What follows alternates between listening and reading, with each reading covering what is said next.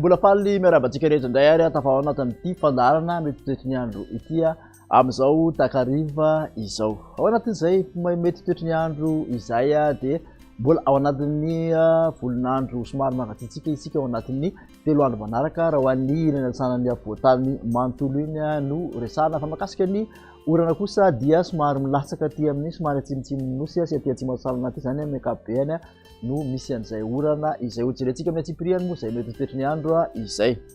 Ho an'ny rapitso maraina dia misy zany ny orana miatoato aty amin'ny ilana atsinanan'ny Moromania Otomatsiatra ka aty amin'ny Orombe iny dia anorana ihany koa ny vatovavy fitovinany sy ny faritra atsimatsinanana iny. Somary andrahona ny ilana atsanany Analamanga sy Vakina Karatra iny ary aty amin'ny Analanjirofo sy ny faritra Atsitanana aty ifandibony ny rahona sy ny masoandro any amin'ny faritra sisa.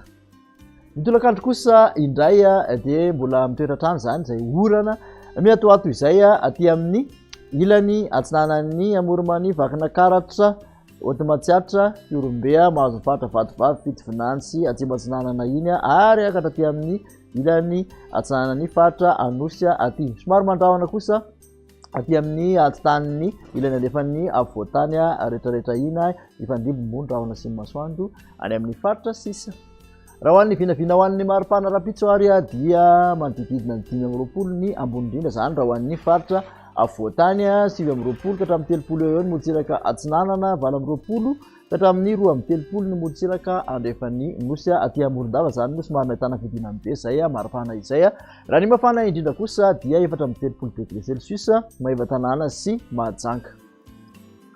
Ho an'ny toin'izay ny sabotsy dia mbola mitoetratrano ny orana izay mety arankotroka izy aty amin'ny ilany atsinanan'ny aty amin'ny atitan'ny Vakina Karatra Moromania Otomatsiatra ka aty amin'ny Orombe iny mahazo ny vatovavy fitovinany atsimatsinanana hatrany.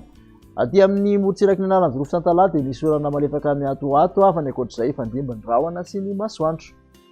Ny maripana dia manodididina ny 9 ka hatramin'ny 17 eo ahitana fiakarany aty amin'ny avoatany izay maripana ambony indrindra izay. Motsiraka atsinanana 9 ka hatramin'ny 30 20 ka hatramin'ny 13 ny motsiraka andrefan'ny nosy ny mafana indrindra 30 degré celsius maiva tanàna hatrany no ahitana izay.